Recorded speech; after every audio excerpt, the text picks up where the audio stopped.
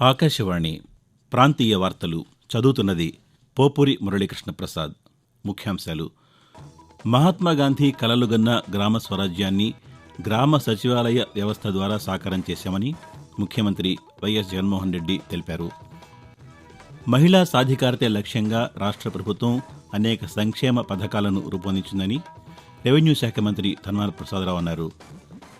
Parliament budget సమావేశాలు రేపటి నుంచి ప్రారంభం కానున్న నేపథ్యంలో కేంద్ర ప్రభుత్వం ఈరోజు ఢిల్లీలో అఖిలపక్ష సమావేశాన్ని ఏర్పాటు చేసింది. ముఖ్యమంత్రి వైఎస్ జగన్మోహన్ రెడ్డి అధ్యక్షతన రేపు మంత్రిమండలి సమావేశం జరగనుంది. ప్రభుత్వ మహిళా ఉద్యోగులు, మహిళా పింఛన్దారులు తమ మరణానంతరం కుటుంబ పింఛన్ను భర్తకు కాకుండా కుమారుడికో కుమార్తెకో చెందేట్టు నామినేట్ చేయవచ్చని కేంద్ర ప్రభుత్వం ప్రకటించింది.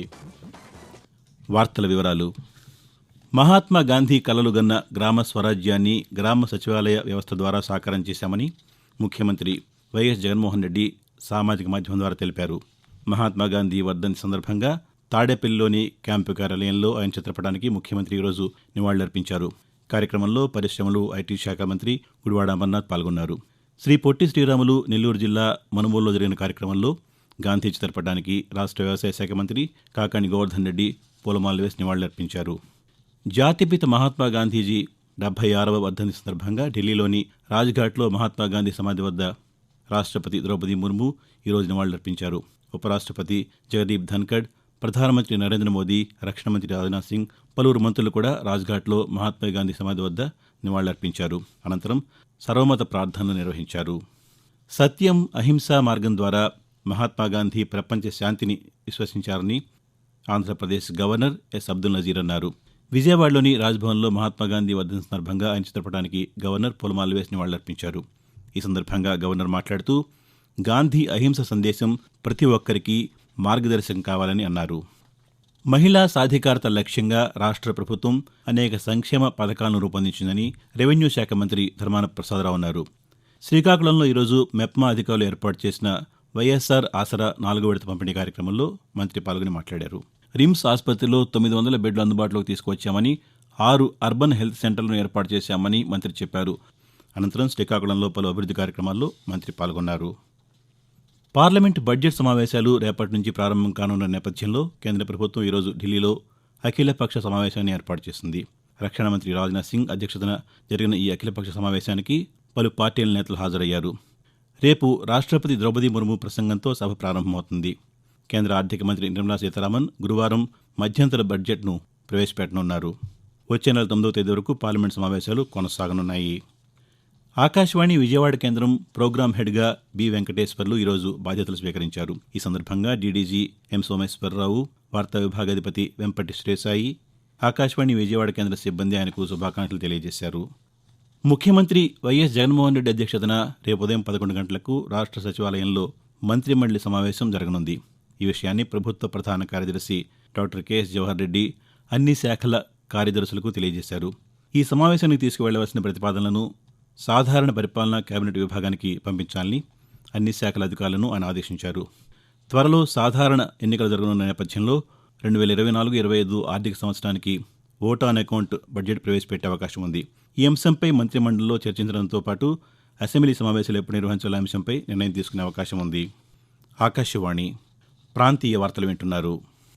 రాష్ట్ర ప్రభుత్వం త్వరలో నిర్వహించనున్న ఉపాధ్యాయ అర్హత పరీక్ష టెట్ రాసేందుకు అర్హతలను సవరిస్తూ తాజాగా ఉత్తర్వులు జారీ చేసింది.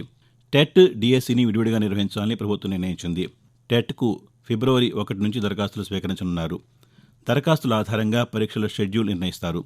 అనంతరం డిఎస్సికి దరఖాస్తుల స్వీకరణ, పరీక్షల నిర్వహణ చేపట్టాలని ప్రభుత్వం ప్రాథమికంగా నిర్ణయించింది. ఈ మేరకు డిఎస్సిలో 6,000 పోస్టుల భర్తీలను చేసేందుకు ప్రభుత్వానికి పాఠశాల విద్యాశాఖ ప్రతిపాదనలు పంపింది. ఉపాధ్యాయ పోస్టుల భర్తీ టెట్, డిఎస్సికి రేపు జరిగే మంత్రివర్గ సమావేశంలో ఆమోదం తెలిపే అవకాశం ఉంది. అనంతరం షెడ్యూల్ ప్రకటిస్తారు. మొదట టెట్ నిర్వహించి ఫలితాలు ఇచ్చిన తర్వాత డిఎస్సి పరీక్ష నిర్వహిస్తారు. డిఎస్సిలో టెట్ మార్కులకు 20% వెయిటేజీ ఉంటుంది. టెట్, డిఎస్సిలకు కంప్యూటర్ ఆధారిత పరీక్ష నిర్వహించనున్నారు. ప్రభుత్వ మహిళా ఉద్యోగులు, మహిళా పింఛన్దారులు తమ మరణానంతరం కుటుంబ పింఛన్ను భర్తకు కాకుండా కుమారుడికో కుమార్తెకో చెందేట్టు నామినేట్ చేయవచ్చని కేంద్ర ప్రభుత్వం ప్రకటించింది. మహిళలకు సమాన హక్కులు కల్పించే దిశగా ప్రధానమంత్రి నరేంద్ర మోదీ ఈ నిర్ణయం తీసుకున్నారని కేంద్ర సిబ్బంది వ్యవహారాల సహాయ మంత్రి జితేంద్ర సింగ్ వెల్లడించారు. ఇంతవరకు మహిళా ఉద్యోగి లేదా పింఛన్దారు తన తదనంతరం కుటుంబ పింఛన్ను ఆమె భర్తకు, అతని మరణానంతరం పిల్లలకు చెందేలా పేర్లను ప్రతిపాదించేవారు. ఇకపై భర్తకు కాకుండా నేరుగా పిల్లలకే పింఛన్ చెల్లించడానికి వీలుగా 2021 నాటి కేంద్ర పౌర సర్వీసుల కుటుంబ పింఛన్ నిబంధనలను కేంద్ర పింఛన్దారుల సంక్షేమ విభాగం సవరించింది. అర్హులందరికీ కేంద్ర ప్రభుత్వ సంక్షేమ పథకాలు చేరువ చేసే ఉద్దేశంతో చేపట్టిన వికసిత్ భారత్ సంకల్ప యాత్ర ఈరోజు తిరుపతి జిల్లా శ్రీకాళహస్తిలో కొనసాగింది. కేంద్ర ప్రభుత్వ పథకాలను తెలియజేసే కరపత్రాలను ప్రజలకు అధికారులు అందజేశారు. శ్రీకాళహస్తి ప్రభుత్వ ఆసుపత్రి ఆధ్వర్యంలో ఉచిత వైద్య శిబిరాన్ని ఏర్పాటు చేయగా పెద్ద ఎత్తున మహిళలు సద్వినియోగం చేసుకున్నారు. ఈ సందర్భంగా లబ్ధిదారులు ఆకాశవాణితో మాట్లాడుతూ, మాకు ప్రధానమంత్రి ఆవాస్ యోజన పథకం కింద గవర్నమెంట్ హౌస్ ఇచ్చిందండి. హౌస్ సైట్ ఇచ్చారు, ప్లస్ 1,80,000 మనీ ఇచ్చారు. అందులో ఇల్లు కట్టుకుని మేము ఇప్పుడు ఆ ఇంట్లోనే మా భర్త, మా పిల్లలు, మేము అందరం కలిసి ఉంటున్నాము. మాకు ఇలాంటి పథకాన్ని అందించినందుకు కేంద్ర ప్రభుత్వానికి, మోదీ గారికి ధన్యవాదాలు తెలుపుకుంటూ థ్యాంక్స్ అండి. పిఎం ఆయుష్మాన్ భారత్ కింద మా వార్డులో 918 ఆయుష్మాన్ భారత్ కార్డులు ఇవ్వడం జరిగింది. దీని ద్వారా ప్రతి ఒక్కరికి 5 లక్షల రూపాయలు కార్పొరేట్ ఆసుపత్రుల్లో వైద్య సౌకర్యాలు అందించడం జరుగుతుంది. సదవకాశం ఇచ్చిన పిఎం నరేంద్ర మోడీ గారికి ధన్యవాదాలు తెలుపుకుంటున్నాం. గణతంత్ర వేడుకల ముగింపు సందర్భంగా సంప్రదాయం ప్రకారం నిర్వహించే బీటింగ్ రిట్రీట్ కార్యక్రమం నిన్న సాయంత్రం ఢిల్లీలోని రైసీనా హిల్స్ ప్రాంతంలో ఘనంగా ముగిసింది.